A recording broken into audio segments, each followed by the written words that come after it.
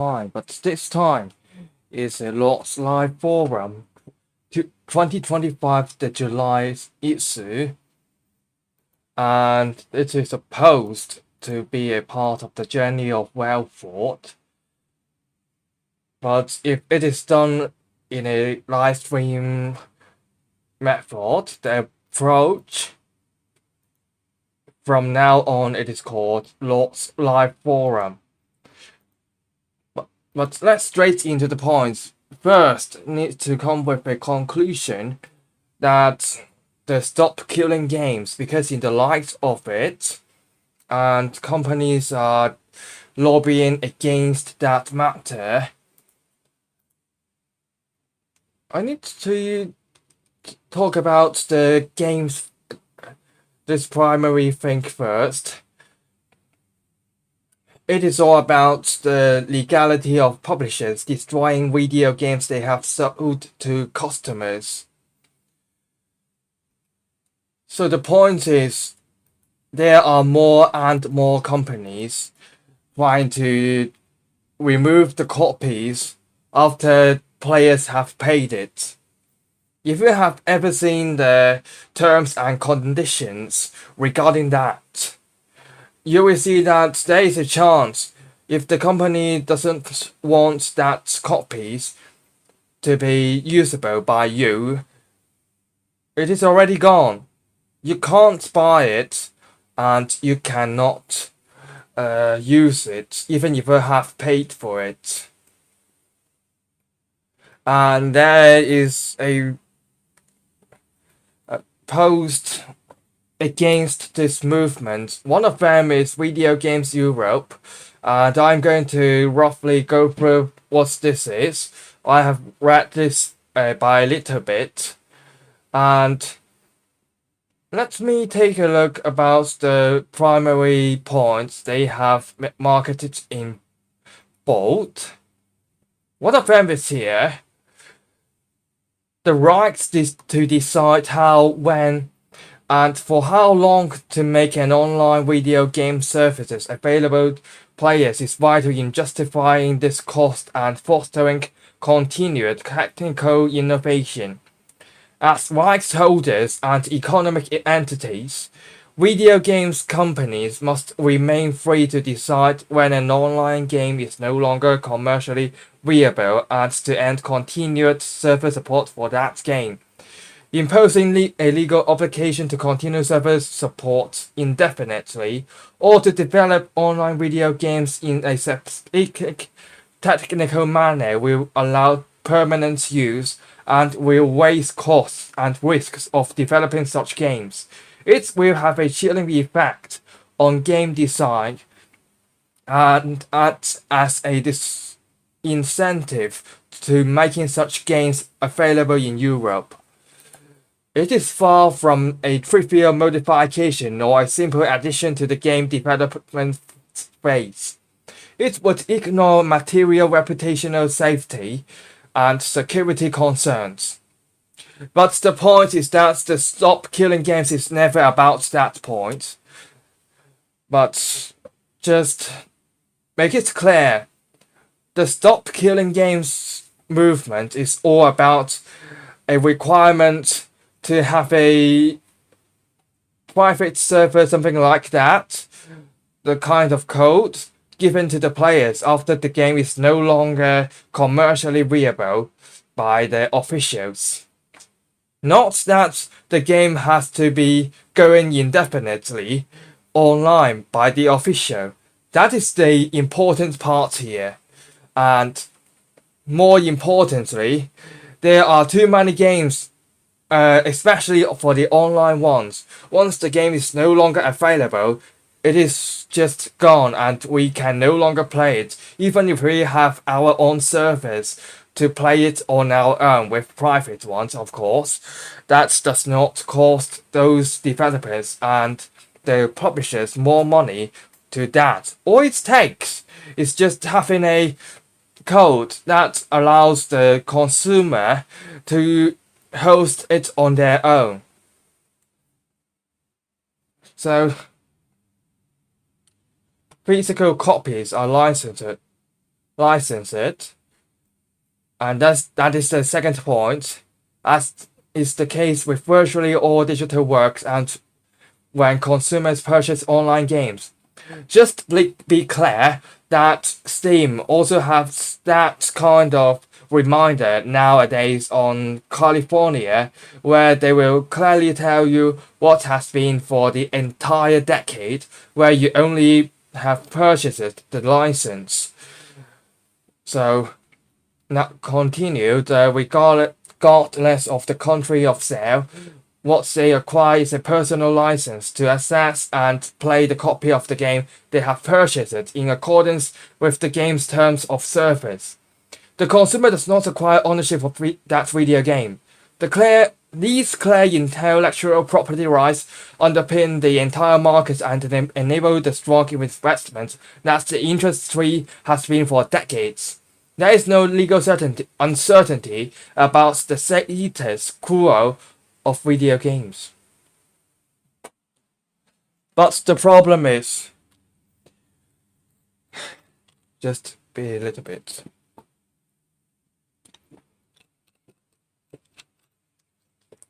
Why does this matter though? It is important. When you have obtained the license of that digital work, and then the entire decade later, it is being completely unplayable because the company does not support that anymore. That is the problem, honest. But that is already mentioned, so let's go on through another. Why an obligation on video game companies to provide only a limited type of end-of-life plan is disproportionate? It is not clear what the initiators of the Stop Killing Games petition seek to achieve as a legal change.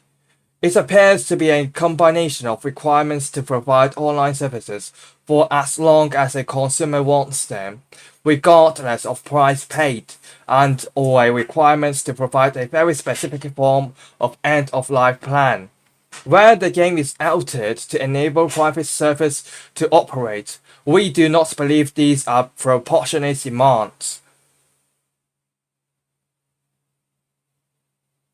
Just make it clear from the Stop Killing Games part, from the FAQ. It has explicitly mentioned that they are not asking for the companies to support games forever on their own. I mean, the companies does not have to provide official supports forever. Having them to implement an end-of-life plan to modify or patch the game so that it can run on customer systems with no further support from the company being necessary. This has been explicitly mentioned on the Stop Killing Games initiative. And they are going against that. But let's go further. Online video games are complex operations. They offer interactive features that are supported by multiple servers, enabling functionality of ever-increasing complexity. This is integral to the modern gameplay experience that players expect, as consumer expectations for more engaging and involving content increases. These online features are increasingly becoming intertwined in the overall gameplay experience as opposed to being limited to a dedicated online mode within the game. In many video games, this is interconnected dependency makes it difficult to cleanly segregate online features from offline functionality.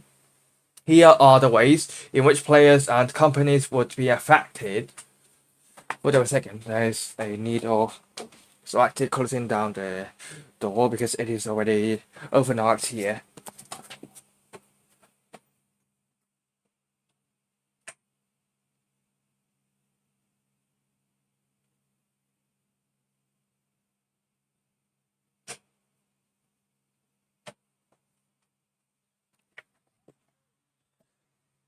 So, first thing to do, player safety. Reduced or no player protection. Requiring games to run on private servers would result in the inability for games companies to continue to protect players from illegal or harmful content or conduct, as their moderation and player safety teams would no longer be involved.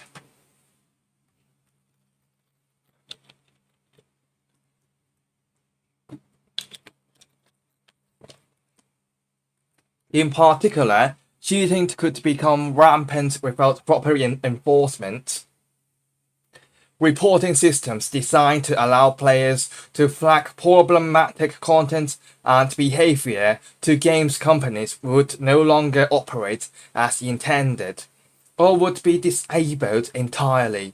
The absence of effective moderation systems would create a less safe environment for consumers and may foster the proliferation of undesirable content, whilst simultaneously frustrating the ability for EU digital services coordinators to act against such content.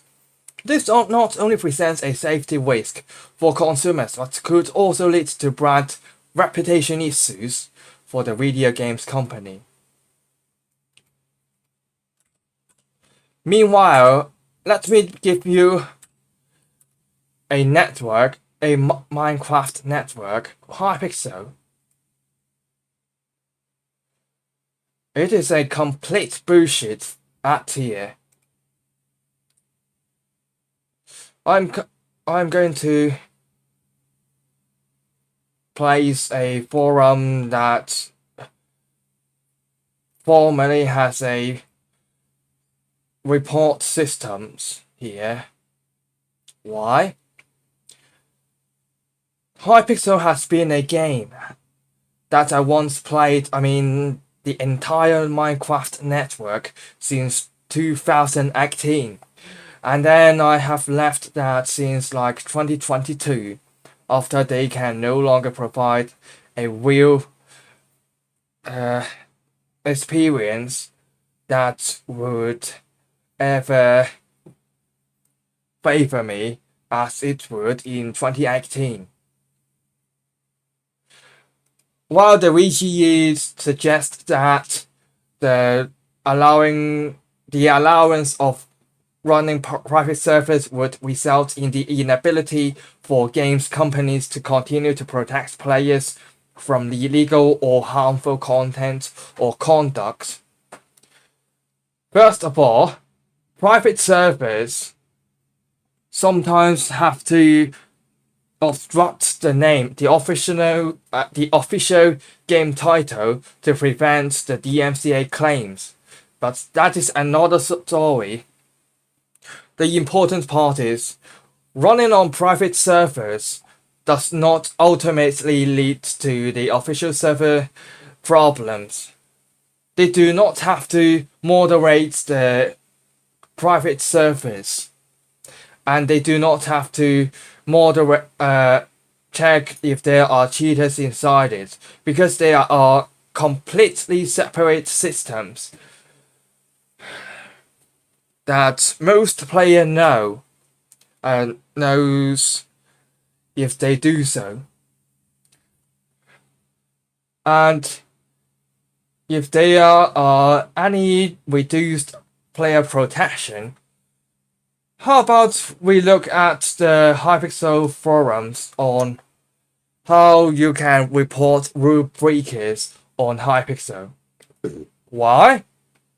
Because this Minecraft network used it to have the forum reporting system where I could provide the full-rounded reasons, the explanations, and even how it worked at all on a single thread. Now it's no longer. And now, just look at here. Instead of being allowed to have a slightly more specific reporting way, you are given a report command. You are given a play report here, the anvil, the atlas, where you are given the verdict of how they are legitimate or if it is not. If there are inappropriate painters, you can report using the anvil. The island's name, hologram signs, and the forum reporting is only applicable when you report a forum post. Even on Hypixel Discord, they use the command. But you do not have a way to truly use a forum reporting. See?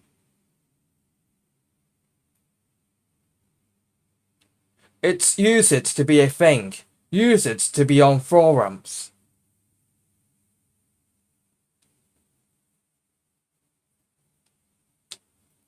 So what happens that time? There were a lot of Skyblock players selling the coins, the items, rare items, with real money, and we cannot report them anymore. But ultimately, the game's still on, but that is already 2/3 of their entire network's online players. So the bottom line is that there will be no actual security risks for allowing the private servers. It is a matter of game companies if they are really taking responsibilities on their own official servers, as long as those private servers do not try to affect the official servers. They know what they are doing anyway. So the second point, security risks. Releasing game code or server binaries to facilitate the creation of private servers operated by players could expose game companies and consumers to bad actors, malware, data breaches, and DDoS attacks. Have you ever imagined that in reality, you are more likely to be exposed to all those bad actors, malware, data breaches, and DDoS attacks than on most of the private servers nowadays? Even if you use YouTube without ads, you are more likely getting more ads, as well as the fraudulent ones, than now in the private streaming service for that matter.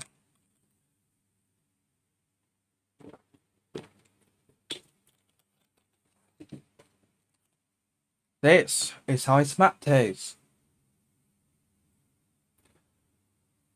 Have they ever imagined that when they require more and more terms and conditions, requirements regarding the data collection, more likely they are attracting bad actors or the hackers to engage in data hacking as well?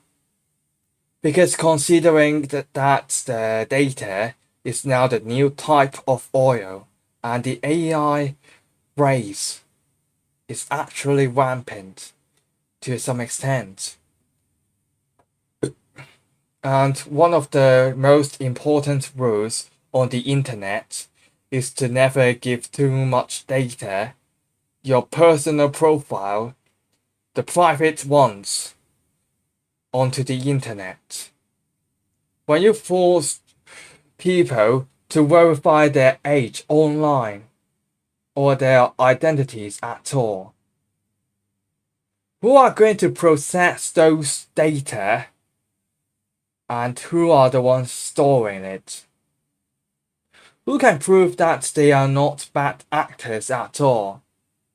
Ironically, because the nature of piracy, people have to be anonymous as much as possible.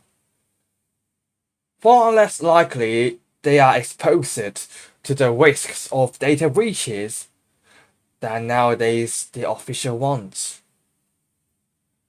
And if anything, look at here.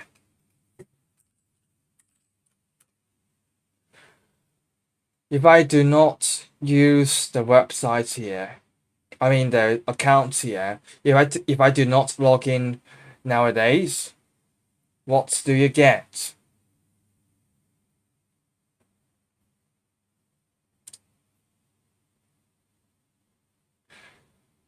You won't be able to see the comments here. You have to sign into already. It used to be not. And now you can no longer edit the post here without logging into it as well.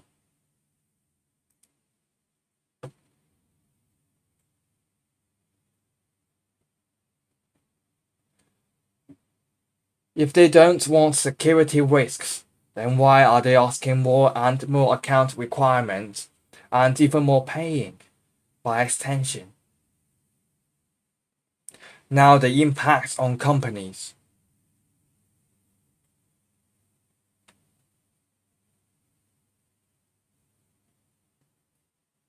The significant engineering and architectural challenges. Allowing players to run private servers represents significant engineering and architectural challenges for many games, due to the way in which such online features are integrated with other proprietary systems and services required for the game. Creating a private server-compatible version would be a prohibitive cost, in some cases years or decades after the game's initial release, when only a small audience remains. Here is another example of that.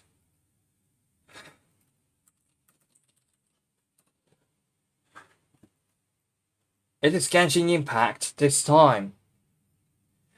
This is the code name of the Genshin Impact private servers, the primary one. After someone leaked the entire server code to the public, like it is for the internal test phases, to the public, they have the entire code here that allows you to operate your very own Genshin Impact private servers. All it takes is by having a group of volunteers, the server codes,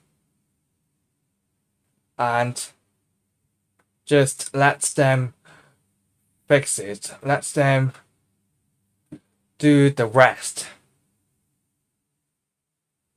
And that is already enough. As long as they do not use those codes they have leaked to hack the official servers. Why is it a matter? To be fair, there will be people who will cheat using the private server's codes. But cheating can be moderated if there is a way.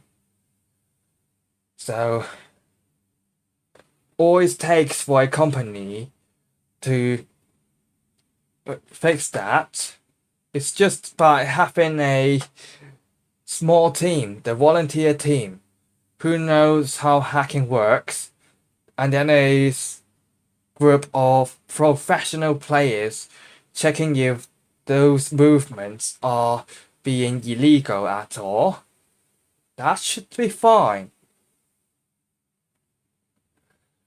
And talking about the negative impact on investments in games, jobs, growth, and consumer choice. Ensuring an online game can work without official server support requires a significant investment of engineering resources, making it a very costly exercise for video games companies.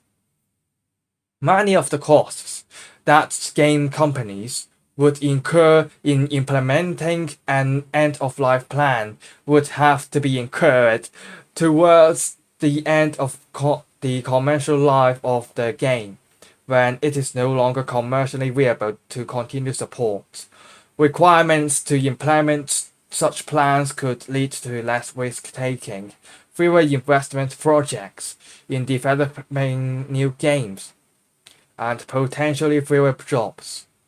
Ultimately, it could lead to increased costs for consumers and less choice. Not at all. I can tell you. If you give those private codes, the private server codes, more likely there will be more independent companies using those codes as an inspiration towards their new games.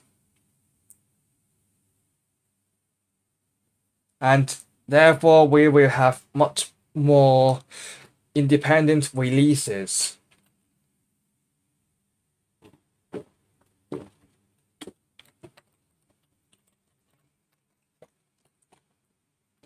If that independent project needs much bigger scales, they will pay for the open investments and the recruitment. Why is that less choices at all? In short, for that matter, those investors are shit. Why? They hate the fact that if they are being required to provide the private server codes, there will be much more competitions from the outsiders. They don't want it. Another is reputational harm. Allowing players to run private servers with online interaction possibilities could result in players using those games in ways that don't align with the game company's brand values, leading to a negative association with the brand, thereby harming its reputation.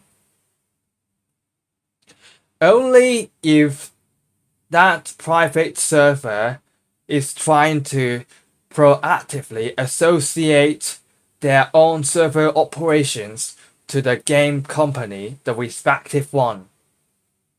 I agree if they proactively do so against the game company, especially if blatantly.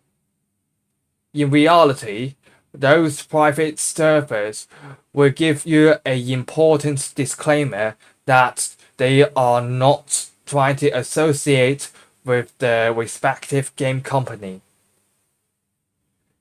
You need to understand the disclaimer when a private server provider throws that into you before you are allowed to install that. Read that carefully before you proceed. That is your problem, not the companies as a whole. If you operate a private server in that manner.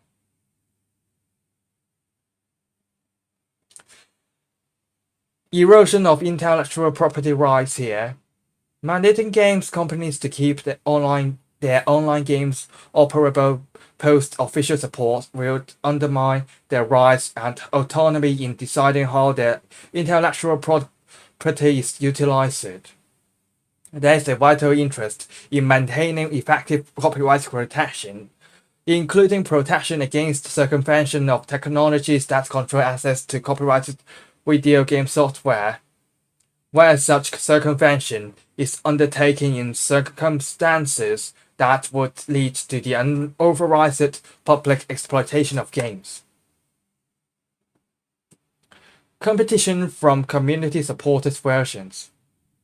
Such a requirement could lead to community-supported versions of games competing with official versions, potentially jeopardizing the financial investments of the video games companies. This would lead to confusion between trademarks, and the original trademark holder may be held responsible for actions undertaken by a community-supported version. Forfeiture of licensing and reproduction rights, allowing consumers to create or run modified copies of online games would necessitate games companies to either license additional rights or refrain from enforcing them, effectively leading to a forfeiture of control over these rights. Constraints from third-party IP. Games companies often utilize third-party software and services, which may have licensing terms restricting their use to the commercial life of the game or prohibiting sub-licensing to players, thereby hindering the modification or patching of games for private servers. In particular, this could jeopardize and infringe the copyright of their musical works and leads to legal action from these rights holders on the basis of unauthorized exploitation of their works. Constraints from third-party services. Games depend on third-party services such as platforms on which the game is offered to the consumer. Releasing the code for those services, which would be necessary for should the legal requirements allow player communities to run a game, may not be possible as this would potentially be an IP infringement. Furthermore, game companies' servers are increasingly run on the cloud. If cloud servers are discontinued, which sometimes happens, this necessitates either shutting down older titles or creating costly workarounds. The latter may not always be possible. All of the above would also affect compliance with PEGI ratings.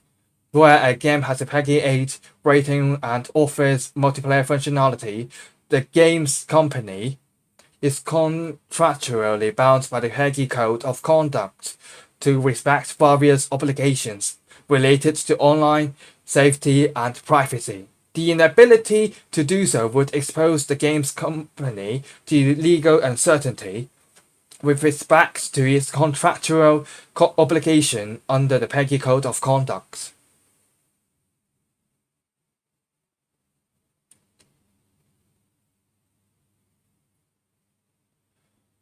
I think my proposal is going to be nuclear, and for the impact on intellectual property wise,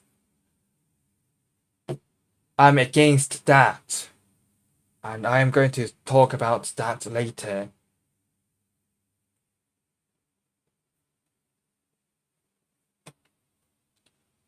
Now, let's roughly talking about the importance of consumer protection laws.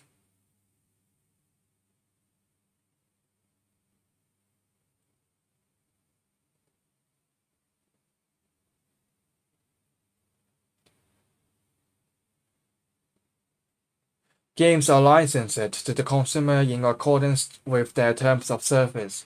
These set out the terms upon which consumers may access and play such games, and the situations in which such licensed rights may be terminated. Consumers are informed that their access to online games and associated services may terminate and are informed with sufficient notice in case where that does happen.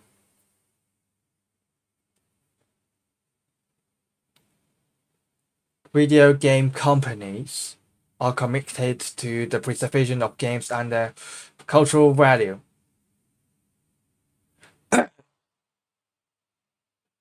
If game companies are legal to terminate a game service, then that game is no longer supported at all. Players cannot play it at all. Then why are they talking about the Commission of Preservation of Games? They don't get to talk about it. This is just ridiculous. This is too explicit. The market of speech that the VGE, Video Games Europe, has ever made.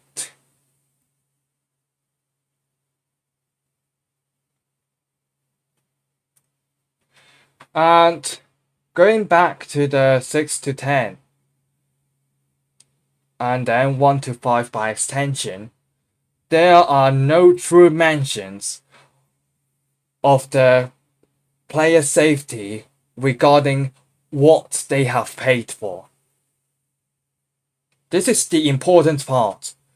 They have completely avoided this part when the entire point of Stop Killing Games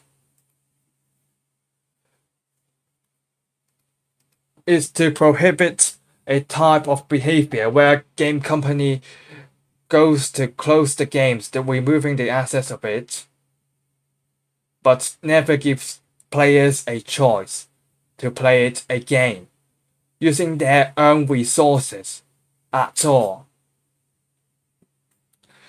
And on the X post, there is an image listing how many game companies out there going against this movement. Even though Stop Killing Games is not enough on the entire situation where game companies are removing games from being preserved, when you have such a big groups of companies and people by extension going against that, is it an important list where you should avoid all of their games completely? And that is going to be told later. Why do I think that Stop Killing Games is not going radical enough?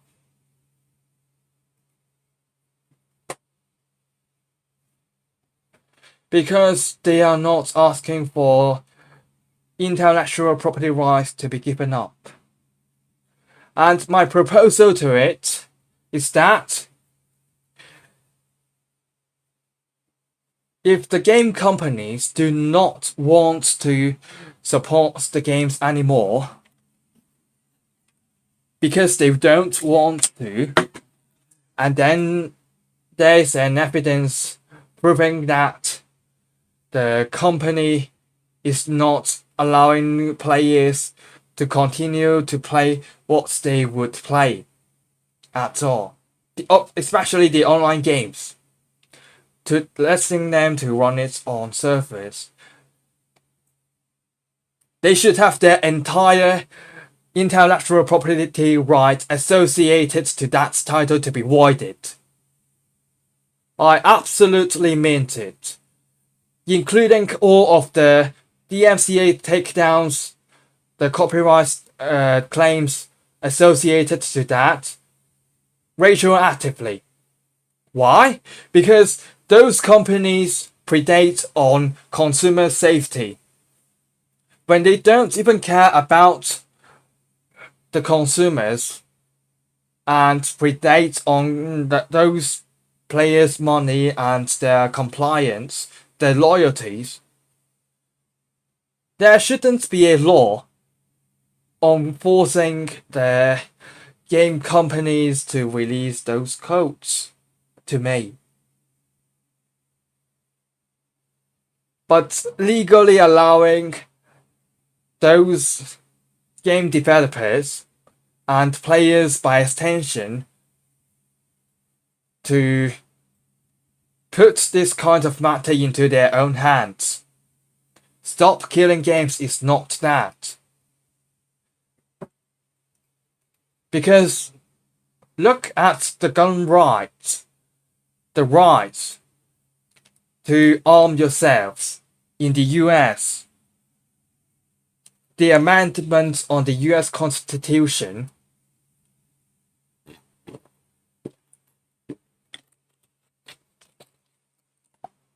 if I remember it correctly, the number 2.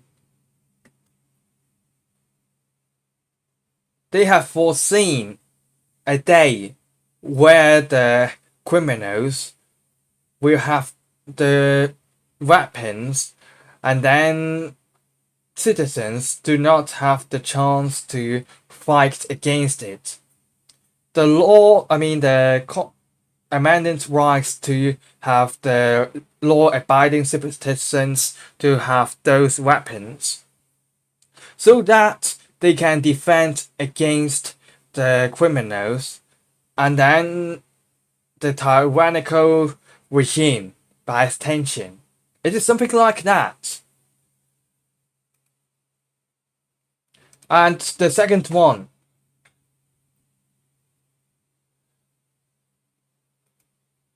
third-party IP, third-party services. I'm proposing a thing that if the third-party services, if a game developer has given a exclusive release rights to a game publisher, and then the game publisher decides to no longer provide support to it, causing the game developer can no longer avail that title to that platform, their rights on releasing that should be given back, should be reinstated directly to the game developer, where they can release the game to elsewhere that is supported. Yes, I support that kind of matter. If a game company does not keep up with the game developers, why should the game developers be constrained to that company after they decided to no longer provide them? Why should we have cloud servers be enforced or not in the first place? Why are there so much regarding that? And for the same kind of reason, I think that the Stop Killing Games should be inclusive of giving rights to players and the operating game platforms by extension if the game publishers are competent parts to provide quack to the players who have purchased the licenses of those titles being no longer supported and is protected by third-party DRMs, the digital rights management, to keep the game going using their own resources rather than the official game company itself. So that those costs caused by it will be the problem of the players and the platforms by extension regarding that, rather than the publishers or the developers who do not want so.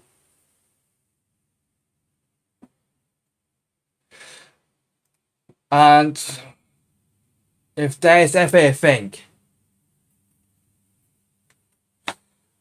there should be a law that community supported versions will never jeopardize the trademarks and then the original trademark holder. There should be a need that community supported versions to have a official disclaimer that it has nothing to do with the official versions. And then the intellectual property law should have a clear acknowledgement when this happens, so that game companies ending up having that kind of problem will not ending up losing their intellectual property rights while their official versions are still supported along with the community supported versions. There should be no way game companies can sue someone of a game they do not support that the end user still wants. Or let's make it in a simple sentence. Intellectual property rights holder should never have the legal rights to go over what they don't want to take care about it anymore. That those people still want to. As a whole, just like I said, no erosion of intellectual property rights if the official supported version is still here. The point is that if the official supported versions are no longer available and they intentionally remove their availability from it, they don't get to blame the community supported versions. That's it. That is the point, and Stop Killing Games should take notice about it.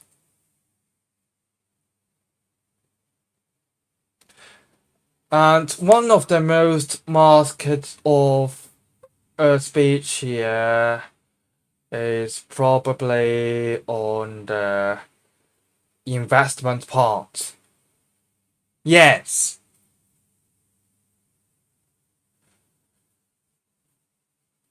I think I already have mentioned that, but I'm just here to tell you once again. It is not the company's fault if the private servers are here. If companies do absolutely nothing about it, it is not the company's fault as long as they make a clear disclaimer about that.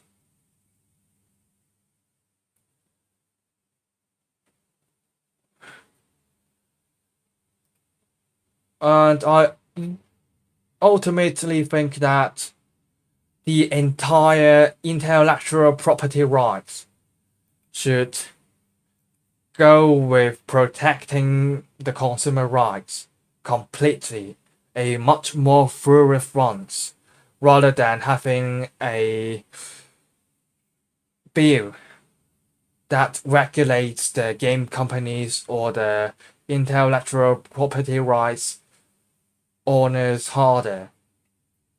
Because there will be a way they will circumvent that. After giving you an example from Hypixel probably, and then Roblox probably too, that I haven't given you an example.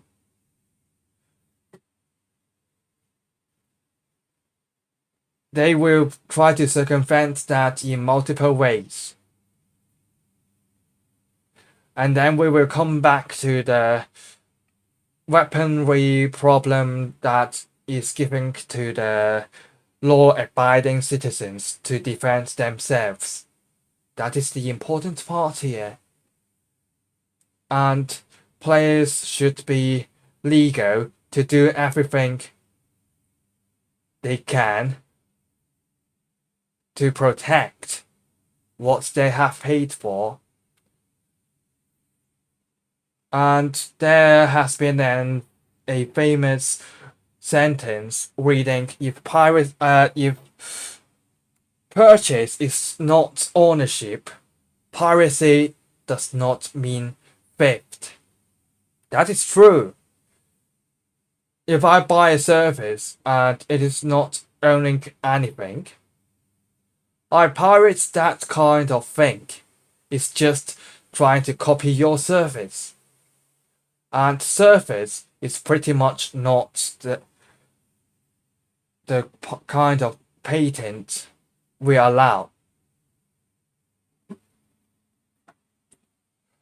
And regarding the requirements to have the explicit rights to be terminated beforehand, I think that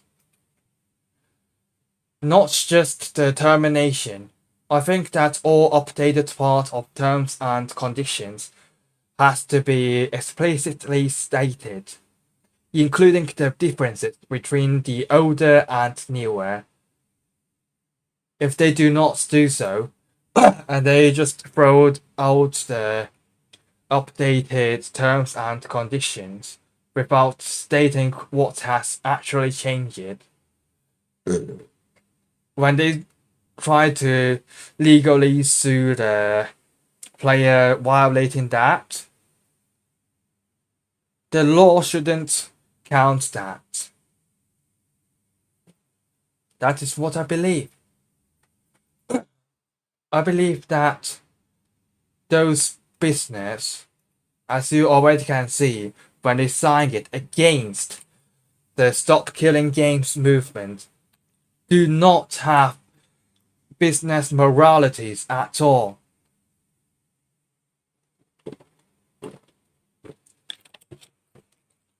They do not even care about that.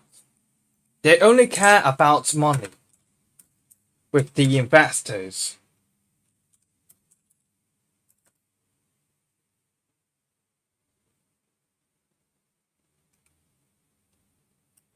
Why should we play the games? Why should we play their games in the first place?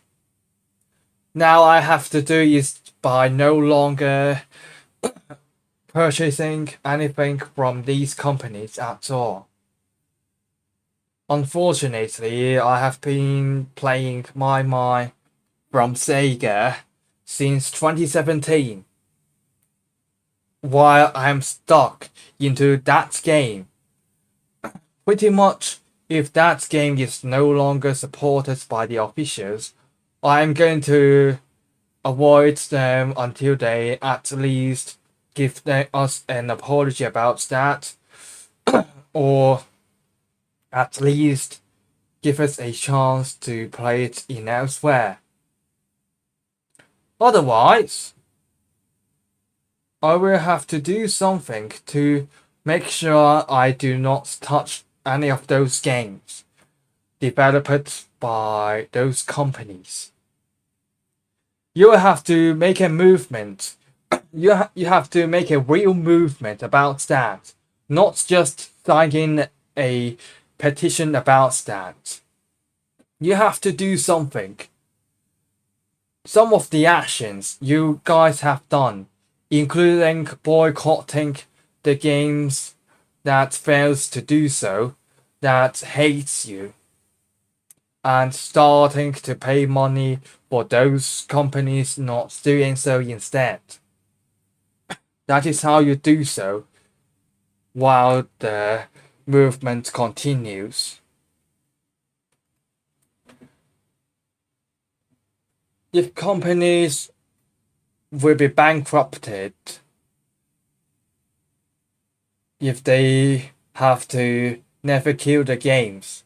Or or more accurately, they have to do something to allow players to keep that game on with their own resources. That is not the player's problem, because they will bear those costs on their own, not the companies. We should have way more video game companies by now. We don't want those kind of big companies exploiting players. And I don't think there needs to have more regulations against those game companies doing those. Once again, I want the modification of intellectual property rights that increases the protections for the consumers directly. Forfeiting their intellectual property rights if they do not do it well on purpose, not if they are having troubles that is not caused by them.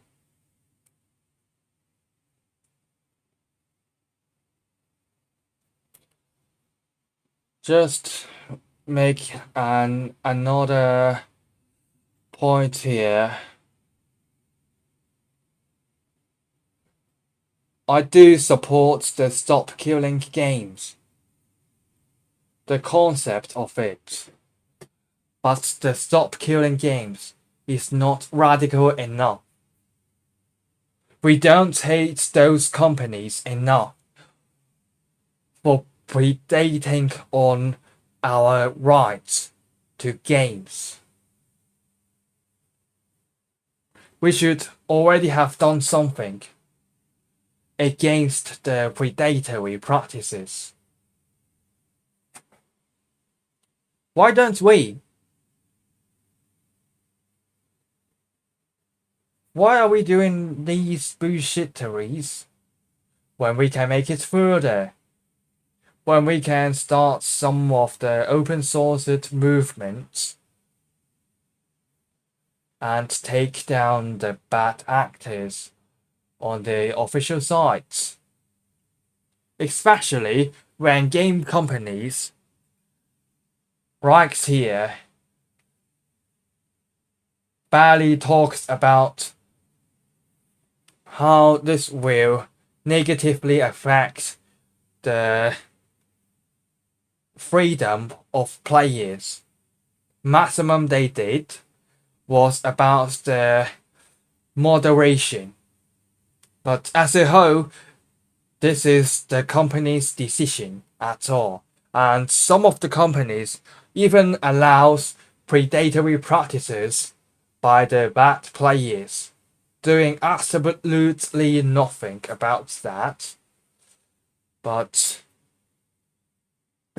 fucking up with the players who proactively report the bad players exploiting the entire platform, the games, the servers, by extension, and even more.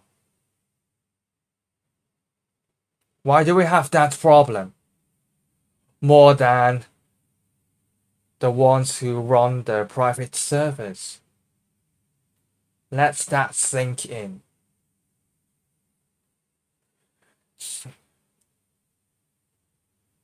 And that's it for here for now.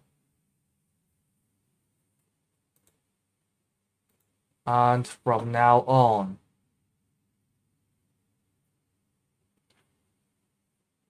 this game needs to, the entire Liveforum of today. I hope that people understand that stop killing games is not radical enough to accurately stop the bad companies' behaviors there shouldn't be a law to require the game companies to do that on their own, on providing support to private servers. It should be a legal right for consumers and then the game developers to leak that code and let the consumers do the rest. As long as they do not do anything against the game company directly. Second one, there should be a forfeiture of intellectual property rights of those game companies if they purposefully remove the support of a game, causing the players losing access to it. I don't think there should be an exception when they do it intentionally. Why should they be? We should be doing it further.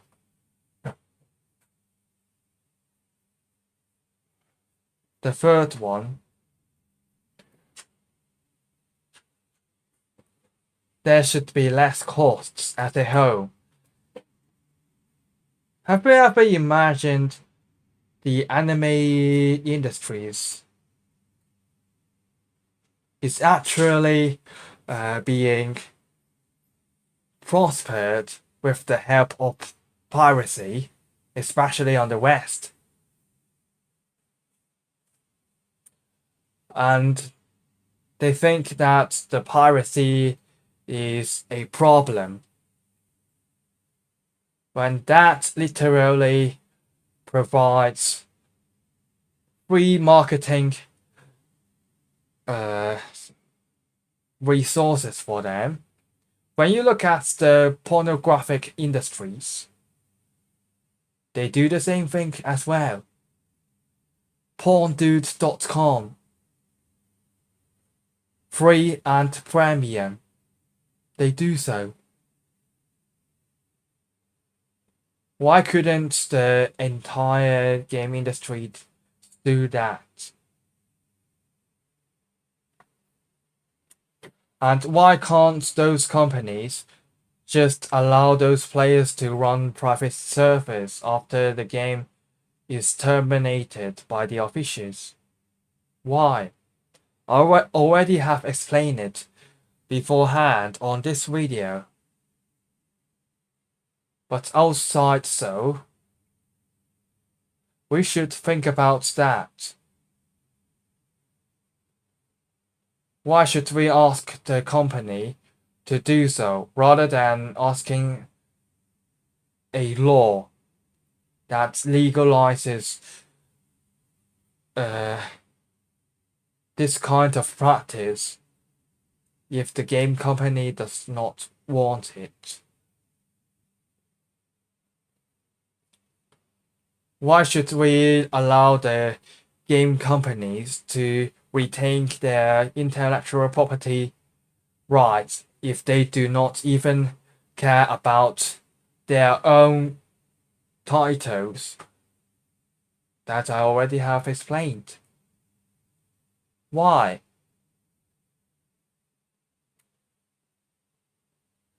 We have seen a lot on censorships involving copyright in the name of it.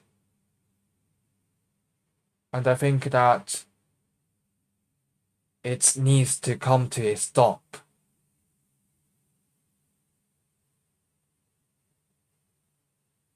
I think I have repeated a lot of sentences here, but ultimately,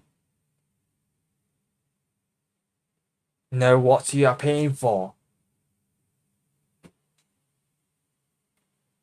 And do not give much of mercenaries to those companies that plays around against you. Hope I can see you again. If anything, I'm not going to kill myself. Never. Thanks for watching. Looking forward for any comments about that.